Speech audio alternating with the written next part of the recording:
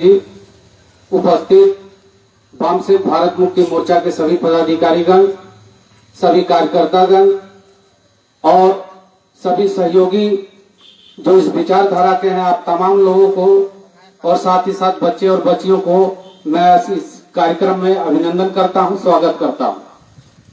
आज 76वें गणतंत्र दिवस के अवसर पर आप लोग उपस्थित हुए हैं।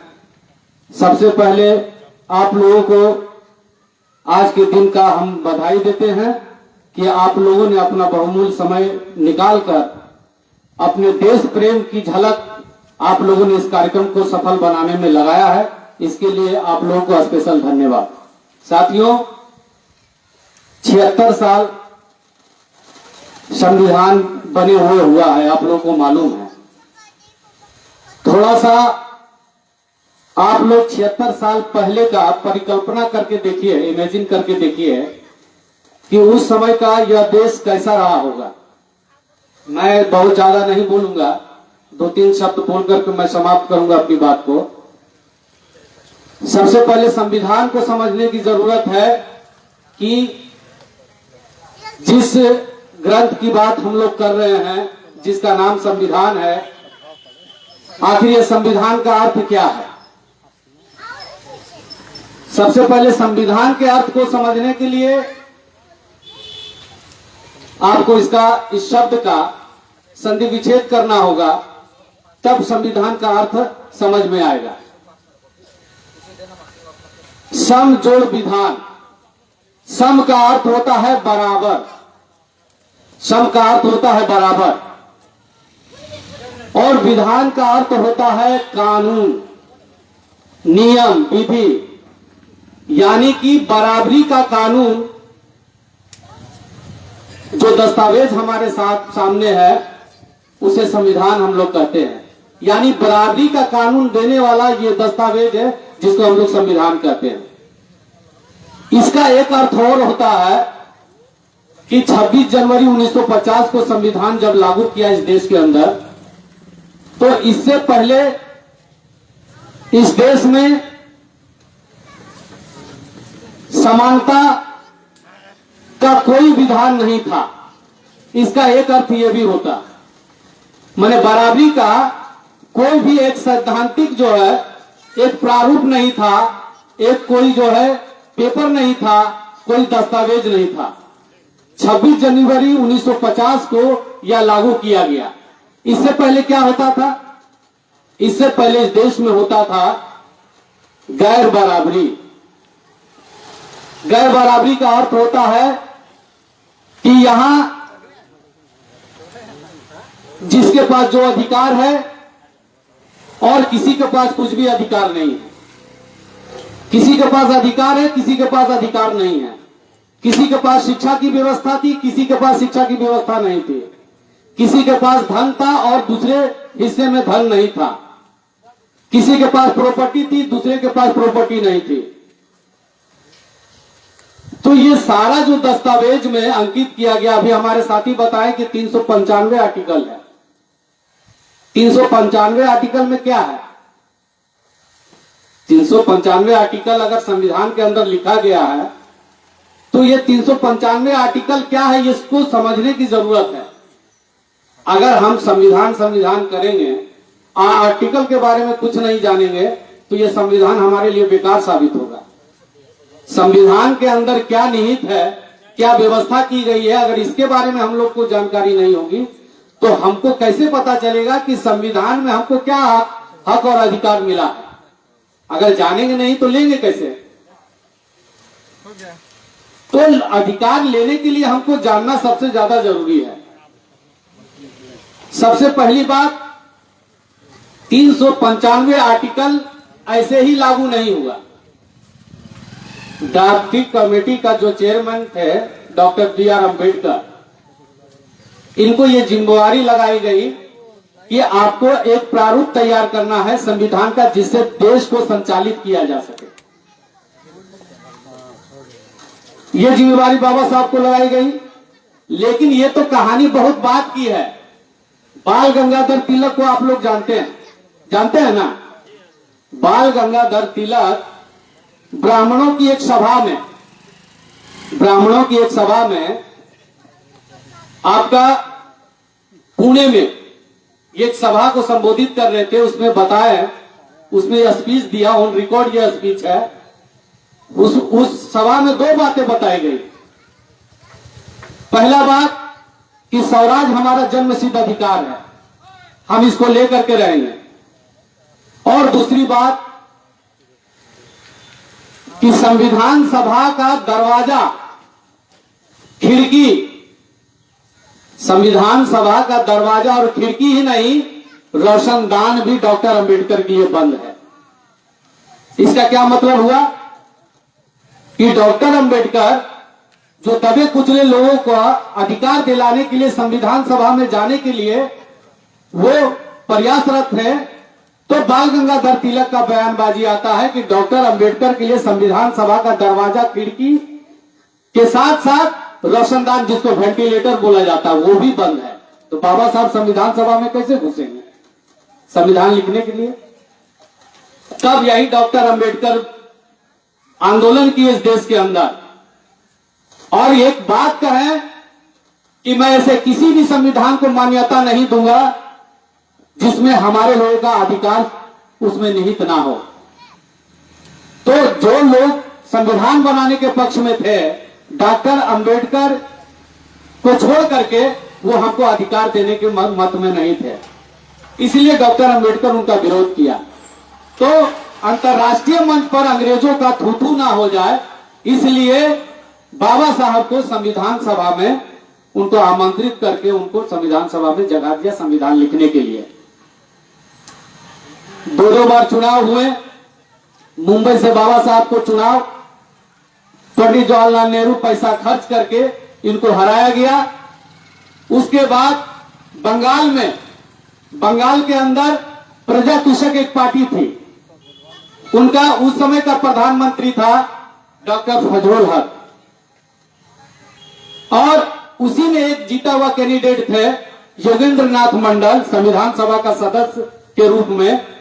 वो 4 जिला था बंगाल का, फरीदपुर, जसोर, खुलनार और बोरिसा, ये 4 जिला से जीता हुआ कैंडिडेट योगेंद्र नाथ मंडल इस्तीफा दे करके वो ये जरूरत समझा कि समाज में अगर प्रतिनिधित्व को देना है, उनको अधिकार देना है, तो डॉक्टर अंबेडकर को संविधान सभा में जाना होगा। वो जीता हुआ सीट को इस्तीफा दे करके और वो 4 जिला से बाबा साहब को वहां चुनाव लड़वा करके, उस समय एक वो क्षेत्र था 4 जिला मिला करके जिसका हमने नाम बताया, वहां से सबसे ज्यादा अगर वो कोई वोटर था तो वो मुसलमानों का वोटर था। और बाबा साहब को वो वोट दे करके जितवा करके संविधान सभा में भेजने का काम किया और उसी हिस्सा को बांग्लादेश के रूप में रूपांतरित कर दिया। लगभग 5000 किलोमीटर की दूरी को एक हिस्से से काट करके अलग कर दिया कि अगर डॉक्टर अंबेडकर को संविधान बनाना है तो जाकर के पाकिस्तान का संविधान बनाए, भारत का संविधान बनाने उनको नहीं दिया जाएगा। ये खेला हुआ। ऐसा ही संविधान हमको नहीं मिला। अगर मिला भी 395 आर्टिकल में 67 आर्टिकल ऐसे हैं जो कि देश के SC, ST, OBC और कन्वर्टेड माइनॉरिटी के हक में लिखा गया है। एक आर्टिकल पर उस संविधान सभा में एक आर्टिकल पर 2200 पेज पर डिबेट चला था अंबेडकर के विरोध में कि ये लागू नहीं होने देंगे, ये आर्टिकल लागू होने नहीं देंगे। वो 2200 पेज पर बाबा साहब अकेले डिबेट करके दुश्मनों से और ऐसे 67 आर्टिकल हमारे लिए सुरक्षित किया।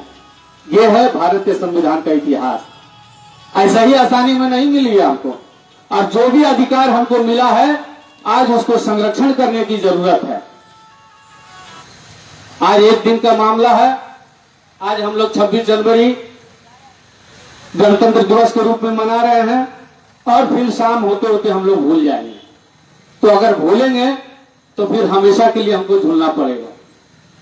इसलिए इस तथ्य को ध्यान में रखते हुए कि कितना संघर्ष से हमारे महापुरुषों ने हमको एक लिखित दस्तावेज उपलब्ध कराया जो हमारे हक और अधिकार का बात करता है, जो हमारे हक और अधिकार देने की बात करता है, लेकिन आप लोगों को मालूम होगा कि अभी 2-4 साल पहले दिल्ली के जंतर मंतर पर वही मनुवादी के लोग जंतर मंतर पर, जो कि देश का सबसे बड़ा धरना स्थल है, जहां से देश को अपनी बात सुनाया जाता है, ऐसे धरना स्थल पर अंबेडकर मुर्दाबाद, संविधान मुर्दाबाद का नारा लगाया गया और उसी दिन ये 67 आर्टिकल जो है, जो हमारे हक अधिकार में लिखा गया है, ऐसे 67 आर्टिकल के पन्ने को फाड़ करके जलाया गया।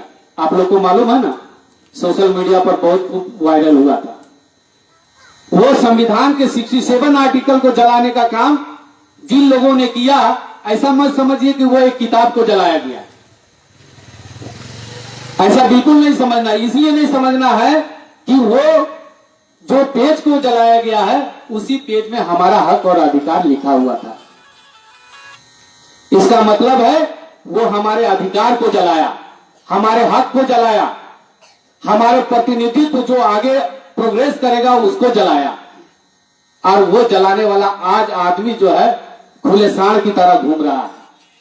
ये हम लोगों को शर्म करने की बात है कि ऐसे लोग जो हमारे अधिकार का हनन कर रहा है, आज भी हमारे सामने जो है सांड की तरह घूम रहा है। तो आज के दिन संकल्प लेने की जरूरत है कि ये जो बहुजन मूवमेंट देश भर में चल रहा है, यही वामसेप के लोग एक समय में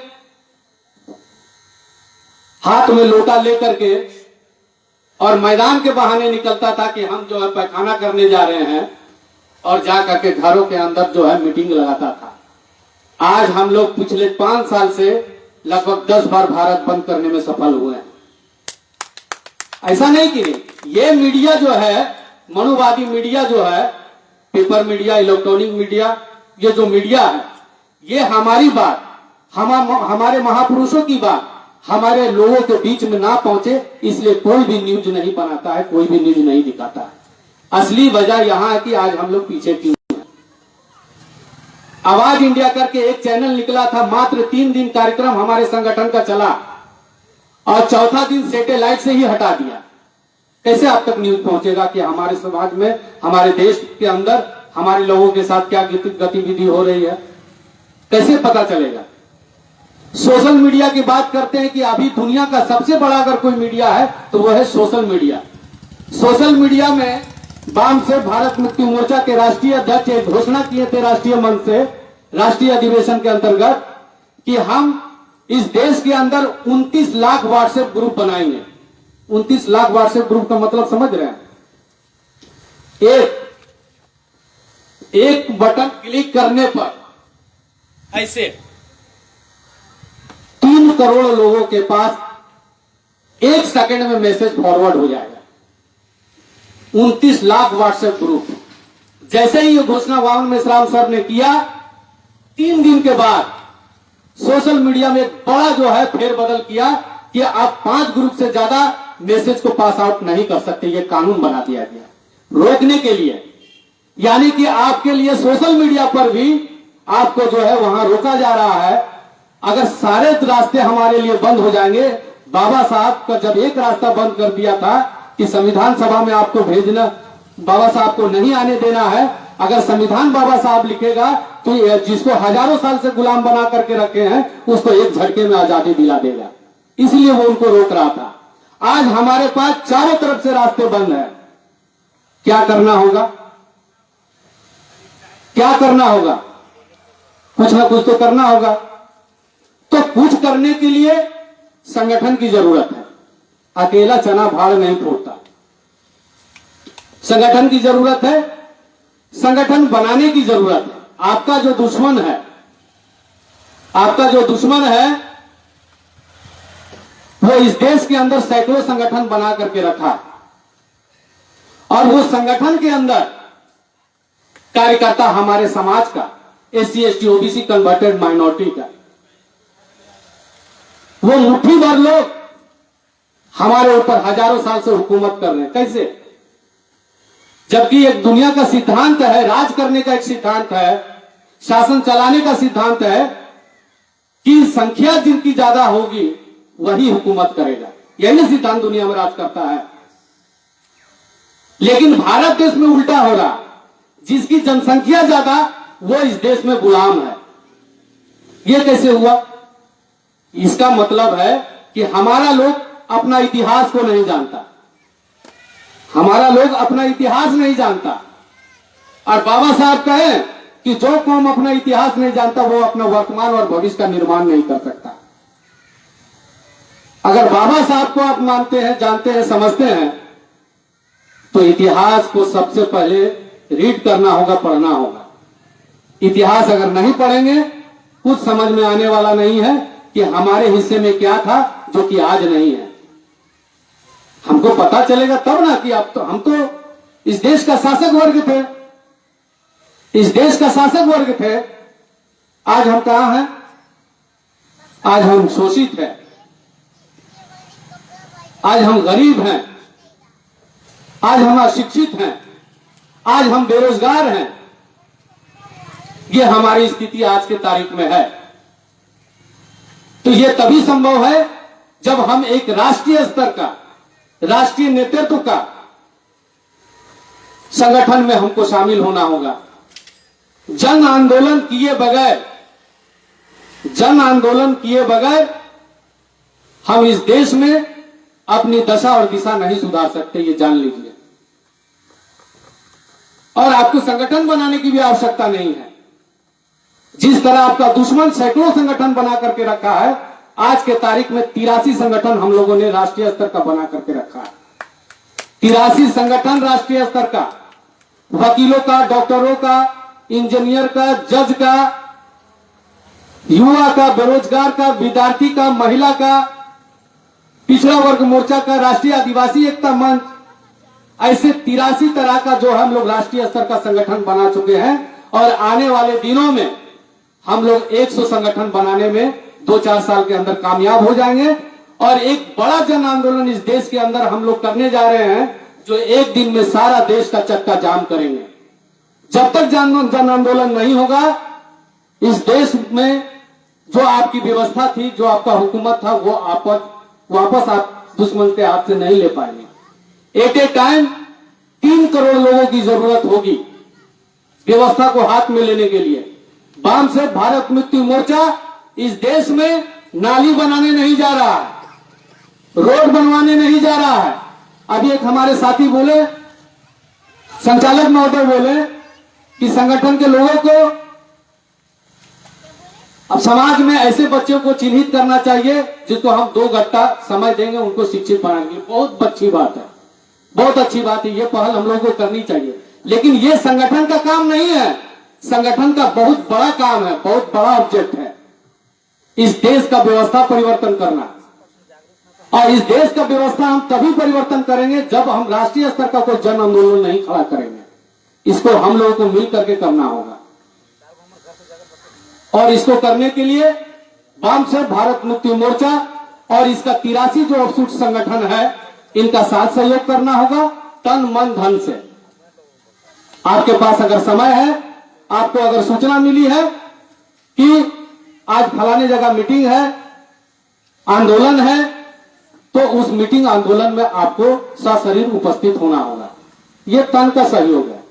मन का सहयोग है कि आप किसी काम में उलझे हुए हैं, फंसे हुए हैं, आप समय सशरीर नहीं लगा सकते हैं, तो आप मन लगाइए कि अपने जगह दूसरे लोगों को भेजिए।